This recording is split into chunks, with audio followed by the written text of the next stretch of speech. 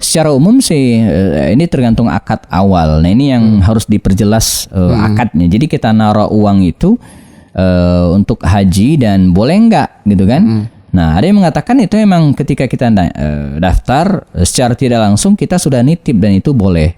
Nah, boleh dimanfaatkan. Jadi dalam kaidah itu sesuai dengan mudharabah mutlaqah. Jadi dana itu bisa diputar untuk kegiatan bisnis sesuai dengan syariat atau diharapkan itu untuk kepentingan jamaah haji juga. Ya, karena bisa jadi dana yang nggak cukup, ya, kemudian ada fasilitas-fasilitas yang lain kemudian kita dapatkan ya. Cuman menjadi rancu karena ketidakjelasan tadi itu. Makanya ke depan saya kira pemangku kebijakan ini harus memperjelas lagi akad ini. Jadi kalau kita mau benar-benar sesuai akad syariah kan oke, mudharabah mutlaqah artinya bagi hasil dengan apa namanya, sama seperti kita nabung bank lah ya, nabung kan ke bank syariah kan kita nggak tahu uang kita di bisnis apa kan, ini mau apa kita nggak tahu, kita terima beres dan selesai. Tapi kan jelas laporannya per bulan di print. Nah ini kan nggak jelas.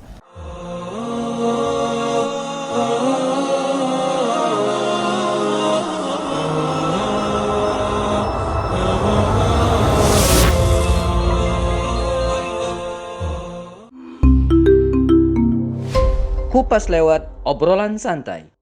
Bismillah, jumpa lagi di Close Kupas lewat obrolan santai bersama guru kita Ustadz Happy Andi Bastoni. Assalamualaikum Ustadz. Waalaikumsalam. Alhamdulillah. Akhirnya setelah sekian close saya datang lagi ya.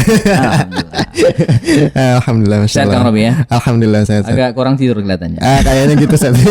Pulang dari Jogja. Nah, alhamdulillah kemarin kita mendengar kabar ya Ustadz, kabar yang cukup mungkin menyedihkan buat sebagian besar umat Islam ya. Karena memang terutama yang udah daftar dan harusnya berangkat haji. Itu pembatalan haji ya untuk dari Indonesia. Sebenarnya dari sananya belum ada pembatalan ya dari Saudi, tapi pemerintah Indonesia sudah memutuskan untuk membatalkan ibadah haji tahun 2021. Dengar-dengar katanya Ustadz harusnya berangkat juga Ustadz.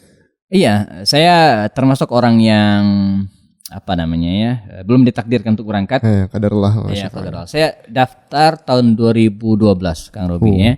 September 2012 dulu nunggu 8 tahun katanya ya. Jadi 2020 mestinya saya berangkat. Harusnya tahun lalu ya. Tapi diputuskan oleh pemerintah Saudi supaya kita pahami tidak ada pemberangkatan dan tahun 2020 itu ya. Diundur 2021. Dan pekan lalu diumumkan oleh Kementerian Agama pun dibatalkan. Ya, dan walaupun dari pemerintah Saudinya sendiri belum ada. Iya, informasi terakhir sebenarnya dari sana belum, tapi sebenarnya kita harus pahami juga kondisi di Indonesia. Ini husnuzon ya. Pemerintah kita kan mungkin didesak oleh kondisi, ditanya oleh jamaah ya. Jadi capek juga ya. Dia melihat realita, akhirnya diputuskan bahwa tidak ada pemberangkatan. Ini mungkin pertimbangan Kementerian Agama mungkin itu. Sebab ya kalau mepet-mepet kan kasihan juga, misalnya seminggu sebelum wukuf kemudian berangkat kan. Jadi diputuskan butuh persiapan soalnya. Betul ya, persiapan ya. Walaupun sebenarnya kalau persiapan saya udah siap. Seragam sudah ada, kita manasik sudah, kemudian pakaian ihram sudah ada, koper sudah, tinggal berangkat aja. Betul ya. Karena memang ya yang udah jadwalnya pasti sudah mempersiapkan diri ya. Iya betul. Sudah fisik, juga vaksin nih, sudah vaksin meningitis, vaksin apa namanya? Covid juga udah. Iya, gitu, Covid juga sudah. Iya. Tapi kalau misalnya dari sejarah nih, pernah nggak sih sebenarnya Indonesia ini batal juga berangkat haji? Jadi kalau secara umum ya pembatalan haji ini bukan hal yang baru.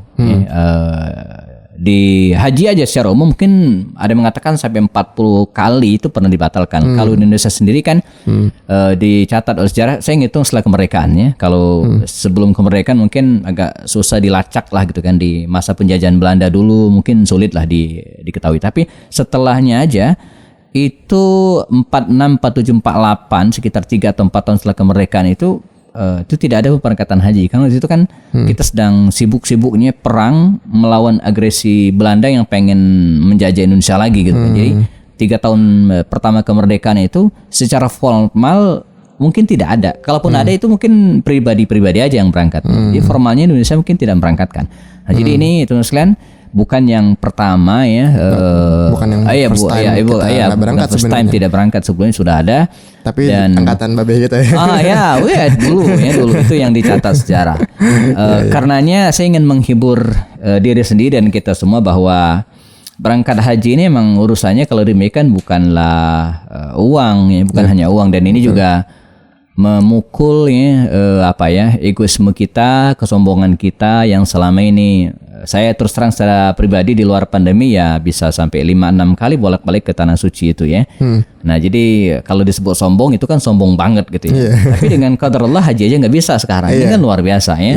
Jadi teman-teman ini mengevaluasi kita secara pribadi ya, bahwa haji ini emang urusannya bukan hanya masalah duit saja ya, tapi masalah banyak hal. Istitaat itu kemampuan-kemampuan itu dari berbagai hal ya. Betul. Namun ini tapi ini satu sisi. Jadi satu sisi kita yang mesti berangkat kemudian terganjal tidak berangkat harus menghibur diri bahwa ini dari takdir Allah.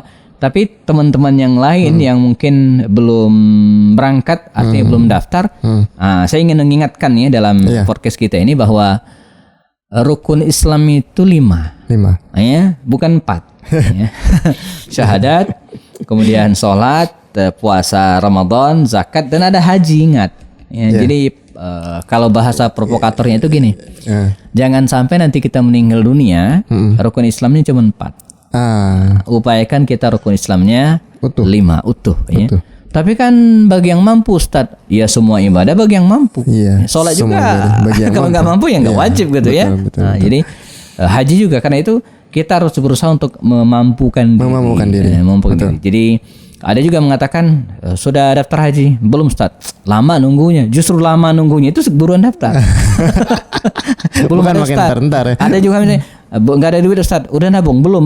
Karena nggak ada duit nabung gitu ya. Jadi luar biasanya ini sharing sedikit Kang Rub. Semoga bisa menjadi motivasi bagi teman-teman yang lainnya juga. Di tahun 2011-an saya nggak tahu dapat ilham dari mana gitu ya. Tapi yang jelas, ingat. Jadi waktu itu saya ingin menulis buku tentang umroh. Ya, jadi buku tentang umroh. Masih ada kaitan-kaitannya dengan tanah suci berarti. Iya betul ya. Dan saya waktu itu keliling dengan teman ke beberapa travel minta sponsor. Jadi kita bikin buku umroh, nanti disponsor oleh para travel gitu ya, pemilik travel.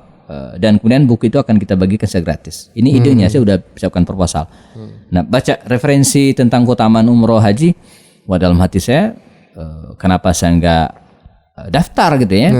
Dan daftar seperti yang lain itu kan di tahun 2011-an masih ekonomi masih belum stabil, kebutuhan masih sangat banyak ya. Saya juga masih antara bukan karyawan lagi dan merintis usaha baru juga belum ada ya. Tapi niat, alhamdulillah sekalian. Saya ingat waktu itu dengan istri saya berangkat ke sebuah bank syariah ya, bank syariah, dan datang ke counternya itu, Mbak, kami mau daftar tabungan ya, haji. Maka judulnya apa? Membuka rekening tabungan haji, bukan daftar. Waktu itu sudah umroh? Belum. Jadi daftar haji. Saya pernah umroh sekali 2004. 2004. Jadi belum ya. Jadi justru saat itu memang sedang semangatnya pengen umroh dan pengen haji, tapi kan nggak ada duit. Oke, berapa minimal? 500.000. Jadi saya 500.000, istri saya 500.000, masing-masing kita punya tabungan. Judulnya ada tabungan haji. Rekening haji. Jadi nggak boleh diambil uangnya. Jadi kecuali darurat banget misalnya kan. Ini kalau nggak boleh karena memang tabungan. Jadi pakai motor waktu itu saya ingat dengan pulang dengan istri. Istri saya bisik di belakang, wah ini 500.000 kapan kita berangkatnya ya? Kapan berangkatnya 500.000? Sementara itu biaya haji berapa? Dulu kan sudah ada ketentuan. Tahun 2011 ya? Iya. Jadi syaratnya harus minimal 25 juta. 25 juta. Ya, itu udah dapat nomor porsi. Berarti jadi kalau bayar sama biaya umroh sekarang ya dulu ya? Jadi 25 juta itu bukan biaya haji, biaya supaya dapat monoporsi. Dapat kursinya. Dapat kursi atau nomor porsi supaya bisa ngantri. Jadi kalau kita bayar 25 juta sudah ketahuan sekian tahun berangkat. Tapi kalau 5 juta itu belum daftar, itu baru nabung. Ya? Maka kata istri saya kapan berangkatnya? Saya bilang ini penting, kata saya. Dan jawabannya Ustadz banget. Saya bilang tugas kita sebagai manusia itu membuka rekening tabungan. Sisanya serahkan kepada Allah, biar Allah yang ngisi. Dan luar biasa kan Robi ya. Setahun persisnya, enggak kurang enggak lebih jauh lah ya. September 2012 selama setahun itu betul-betul rezeki itu untuk haji luar biasa. Ya buku saya yang nah ini masih ada ya. Beginilah Rasulullah berbisnis. Oh. Ya, ini kan bestseller sampai cetakan ketiga keempat sampai gitu ya. ke Malaysia juga Mas. Oh ya, ini terbit di Malaysia gitu kan. Jadi luar biasa ya. Ini kan ini Mei 2012. Jadi terbit 2012 ya. Kemudian buku ini sampai juga beberapa kali cetak ulang gitu ya. Nah, Mursi kan terpilih jadi presiden. Waktu itu lagi kemudian kita bikin buku lumayan ya. Dapat 50 juta. Masya Allah. Ya, 50 juta. Dan memang karena sudah niat, saya proses ke lewat Bank Syariah tadi ya, ke Depak dan daftar dan dapat nomor porsi. Kata pegawainya, Bapak dapat nomor porsi ya, dan insya Allah berangkat 8 tahun kemudian. 2020. Iya, 2020. Insya Allah ya. Harus nah jadi, dan lucunya, uniknya luar biasa ya. Setelah saya daftar, Mursi dikudeta. Turun dan pamornya hilang. Itu buku nggak laku sampai sekarang masih numpuk dari gudang. Jadi memang buku itu kayaknya ada jatahannya nanti di situ. Insya Allah. Jadi itu buku sengaja gitu kan, momentumnya emang untuk membayarin umrah haji. Begitu dana haji udah cukup, udah bukunya nggak laku lagi. Karena Mursi berkuasanya cuman 1 tahun. 1 tahun 2011 itu gitu ya.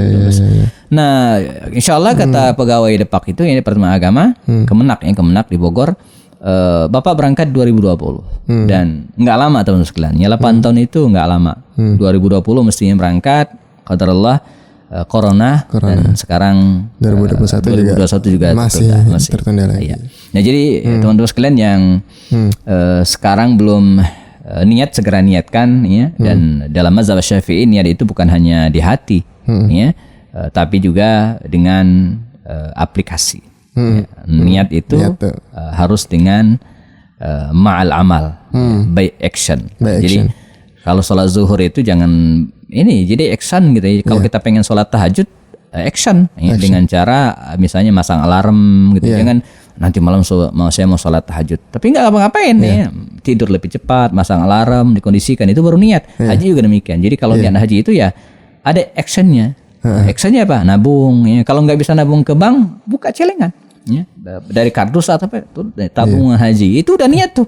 Dan kalau itu yang dilakukan insya Allah akan mudah ya. Nah, apalagi teman-teman yang sudah masuk usia 30 tahunan ya. Saya tadi sebelum podcast ini dimulai ada data ya. Teman-teman bisa cek sendiri data Kementerian Agama. Ini webnya Haji Kemenak Go ID ya, estimasi waiting list pemberangkatan jemaah. Ini lengkap dari sekian provinsi Indonesia ya. Nah, misalnya saya bacakan saja, misalnya Aceh. Jadi ke Anda kalau daftar hari ini ya, kemungkinan akan berangkat dengan kuota 4.290 orang ya, kemungkinan akan berangkat 2051. 51. Iya, 2051. 2051. Ya. Kita yang tinggal di Bogor, Kang Robi di Bogor, Kabupaten Bogor mana ya? Nah ini Kota Bogor. Kalau daftar sekarang diperkirakan ini kira-kira ya. Ini apalagi pandemi mundur lagi ini ya. 2041. Itu kota ya? Kota. Kalau kabupaten? Kabupaten 2043. Wah, saya lebih lama 2 tahun. Orang kabupaten. Nah jadi banyak juga kenapa ngedaftar? Lama Ustadz nunggunya. Justru kalah lama yang daftar sekarang. Jadi teman-teman yang usia 30 tahunan daftar. 30 tahun menambah 20 nanti usia 50 tahun ya. Ini berarti haji yang biasa ya Sat ya? Iya. Kalau haji plus ya itu beda. Haji plus sekarang berapa ya kalau rate-nya? Rate-nya bisa 150 sampai 200. Kalau yang sampai 250 tuh? Ada itu mungkin yang VIP, plus VIP. Itu kan bisa langsung berangkat saat itu juga ya? Iya betul. Jadi bisa jadi setahun atau 2 tahun saja nunggu. Karena emang sudah ada slotnya. Bisa ya. Jadi haji itu kan bisa reguler, bisa juga ONH plus ya. ONH plus tuh memang resmi berangkat ya. Tapi ada juga yang agak nakal itu pakai visa ziarah. Jadi visa turis, visa yang mungkin usia visanya 6 bulanan gitu ya. Jadi dia berangkat bukan untuk haji. Tapi ada yang seperti itu ya. Tapi kan nanti kalau nggak salah di sana ada cegatan lagi kan, kalau untuk haji itu kan banyak. Iya betul ya, kan? Tapi bisa diakalin gitu kan. Atau kalau sudah di sana udah menggunakan pakaian ihram nggak dicek lagi visanya ya. Oh gitu. Oh iya kan. Kalau sudah di Arafah udah begini, ini mana visa nggak gitu. Iya, betul, yang dicek kan di imigrasi. betul. Jadi bisa jadi ya. Jadi pilihannya teman-teman daftar sekarang gitu ya, dengan masa nunggu sekian belas tahun tadi, atau ngumpulin duit sampai 150 juta. Nah menarik mungkin gini Sat, kalau yang awam, termasuk aneh mungkin. Secara hukum tuh harusnya gimana sih? Apakah haji dulu apa umrah dulu? Kan mungkin kalau secara fikih kan harusnya yang wajib tuh mendahului yang haji ya, sunnah kan. Sunnah ya. Tapi banyak kan sekarang umrah dulu. Ya. Padahal kan mungkin secara biaya nggak beda jauh gitu. Ya. Apakah harusnya boleh umroh dulu tapi harus daftar haji dulu atau gimana? Atau mungkin kalau dari sisi sirah atau dari sisi yang lain? Ya ini sharing aja. Jadi ada juga beberapa jamaah yang tanya, ayo kita umroh, saya bilang gitu kan. Saya lihat ekonominya mampu, lumayan lah. Ustaz, aneh mau haji dulu aja. Jadi pengen haji dulu baru umroh ya. Maksudnya concernnya ke haji. Sudah daftar? Belum. Nah, jadi kapan berangkatnya gitu kan? Daftar enggak ya? Dia baru kaget udah daftar belum gitu. Dia sendiri kelihatan kaget gitu ya. Nah artinya apa? Emang dalam hal ibadah itu ada yang sifatnya sunnah dan ada juga yang sifatnya wajib. Tapi ini bukan skala prioritas yang harus ditabrakin gitu ya. Enggak. Karena banyak juga yang kalau memang belum tiba waktunya, misalnya sholat zuhur dengan sholat tahiyat masjid duluan mana, kan sunnah tahiyat masjid, zuhur kan wajib, tapi kan zuhur belum waktunya gitu ya. Makanya kita laksanakan yang tahiyat masjid dulu. Makanya umrah juga begitu, haji belum waktunya, haji ntar gitu kan, ketika momentum ya, jadi momentum. Dan kemudian kita mau haji tapi masih bulan misalnya Rajab kan nggak bisa maksain, sementara uangnya udah ada, ya umrah aja dulu. Jadi teman-teman sekalian nggak usah dibenturin ya. Jadi kalau mau haji ya daftar aja haji, sambil nunggu kita umroh. Afdalnya gitu ya. Nah kalau kita sirah tadi tanyakan, Nabi itu justru umroh dulu dia baru haji. Nabi kan 4 kali umroh ya. Pertama umroh Hudaybiyah, umroh Hudaybiyah ya. Kemudian yang kedua adalah umroh Hudaybiyah gagal ya sebenarnya, karena Nabi hanya berhenti di Hudaybiyah. Yang kedua adalah umroh qadha setahun setelah ini, soal perjanjian kan Nabi boleh umroh tahun depan, Nabi berangkat di tahun ke-7 Hijriah. Yang ketiga adalah umroh Ji'rana, Fathu Makkah tahun ke-8 Hijriah setelah Fathu Makkah. Kemudian Hunain, pulang dari Hunain, Taif, beliau umroh. Namanya umroh Ji'rana karena miqatnya di sumur Ji'rana. Sampai sekarang ada. Nah yang keempat adalah umroh haji wada. Jadi 3 kali umroh baru haji Rasulullah. Nah, jadi nggak masalah ya. Dan pengalaman ada, nah di sini ketua DKM saya, dia terima kasih sekali sekitar 2 tahun sebelum berangkat itu, setahun atau 2 tahun saya lupa. Saya ajak umroh. Ketika haji 2 tahun berikutnya dia haji, dia cerita, Ustaz alhamdulillah sekali. Kenapa? Dulu umroh sama Ustaz. Jadi ketika haji itu dia nggak meraba-raba banget. Karena sudah pengalaman, tempatnya juga udah tahu, jadi nggak ngeblank banget. Sisi nilai plusnya begitu ya. Betul. Jadi kita nggak terlalu, ini apa nih? Enggak. Jadi malah kalau Ma'rifatul Midan lah. Kalau yang belum sama sekali itu kan bisa jadi kayak cerita di yayasan mana itu ada ustazah. Kesasar gitu. Enggak, ini ada ustazah gitu ngajar di kelas gitu ya. Muridnya nanya, "Ibu, itu masjid Ka'bah itu di dalam atau di luar masjid sih?" gitu kan. Kata ustazah ini, masih ibu-ibu, kata dia, di luar dong, di luar masjid. Lihat orang tawaf, dia nggak ada atapnya gitu kan. Nah itu didengar oleh pengurus yayasan nih. Waduh, ini staf pengajar kita, ustazah kita nggak ngerti masalah haram dan Ka'bah. Nah, dia nggak tahu bahwa Ka'bah itu di dalam masjid. Padahal itu guru agama gitu kan. Akhirnya apa? Itu ustazah tadi diberangkatkan oleh yayasan biar dia tahu bahwa Ka'bah itu di dalam Masjid Nabawi, Masjidil Haram. Nah jadi jangan sampai seperti itu. Jadi kalau sudah umroh duluan enak. Jadi sudah lebih nyaman. Betul ya Pak Wahidin, ketua DKM kami, dia cerita enak sekali Ustaz. Sudah, apalagi umroh sama saya kan, saya tunjukkan semuanya gitu ya. Sampai ke toilet pun saya tunjukin ya.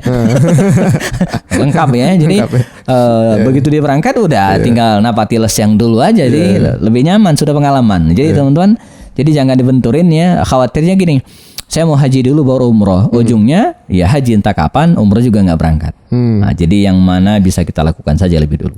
Jadi emang ya ketika ada rezeki ya laksanakan aja. Iya, laksanakan ya. Jangan nunggu yang tidak bisa dilaksanakan. Nah, insyaallah. Nah, terkait soal umroh haji gitu kan.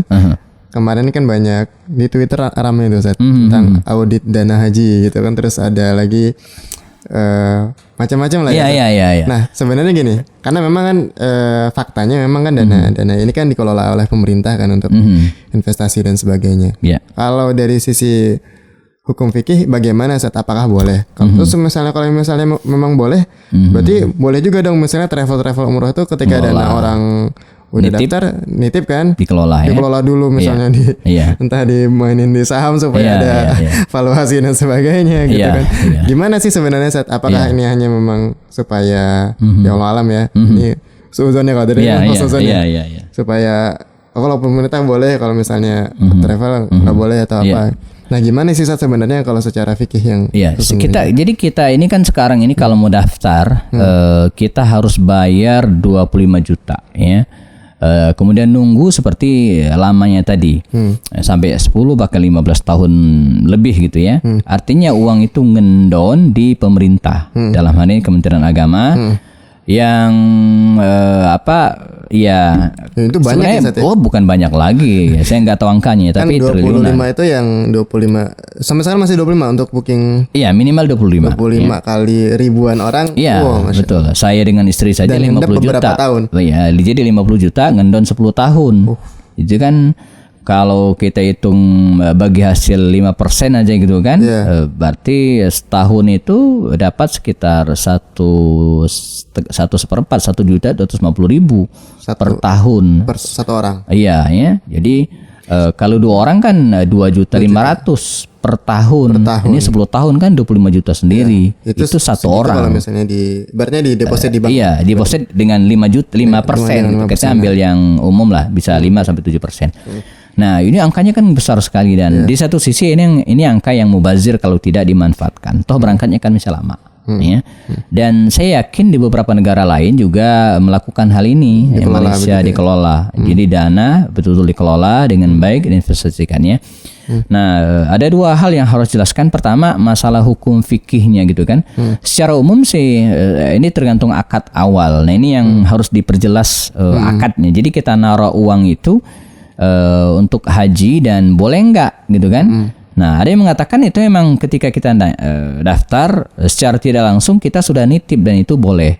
Nah, boleh dimanfaatkan. Jadi dalam kaidah itu disebut dengan mudharabah mutlaqah. Jadi dana itu bisa diputar untuk kegiatan bisnis sesuai dengan syariat atau diharapkan nanti untuk kepentingan jamaah haji juga ya, karena bisa jadi dana yang nggak cukup ya, kemudian ada fasilitas-fasilitas yang lain kemudian kita dapatkan ya.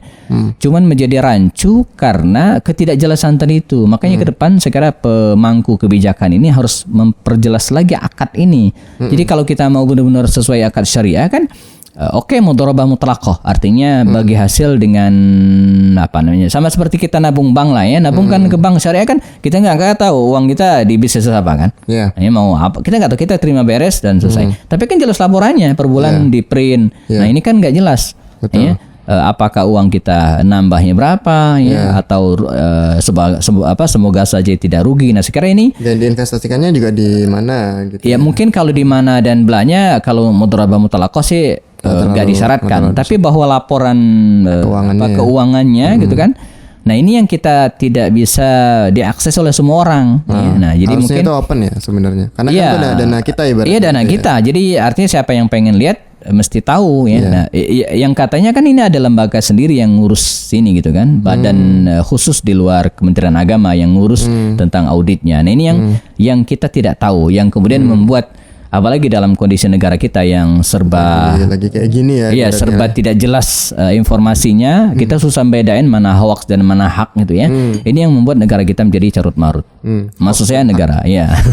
Nah, jadi ini yang kita tuntut barangkali dari pemerintah untuk menjelaskan, dan tidak cukup dengan ungkapan gini, dana haji aman, nggak bisa ya. Karena orang sekarang sudah antipati dan banyak yang sulit tidak dipercaya. Nah, jadi terlalu banyak ungkapan-ungkapan yang kemudian belakangan tidak bisa dibuktikan, nggak konsisten gitu ya.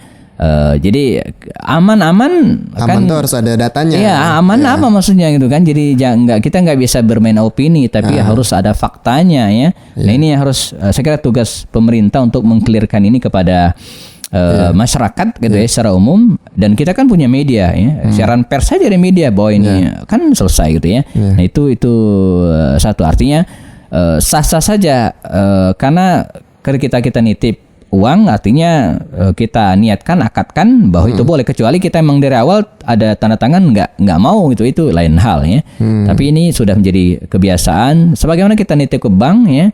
Kita niat walaupun nggak bisa sama persis nitip bank dengan kalau nitip bank kan jelas untuk bisnis. Kalau ini kan karena secara umum agak mubazir juga, triliunan kalau nggak diapa-apain kan. Memang iya sih. Iya, saya kalau diminta pendapat boleh nggak dana haji ini dikelola, ya saya bilang boleh-boleh aja. Pertama uangnya harus investasi ke yang halal, yang kemudian yang kedua yang dipastikan tidak akan rugi, itu kan bisa kita prediksi ya, itu tugas pemerintah untuk melakukannya ya.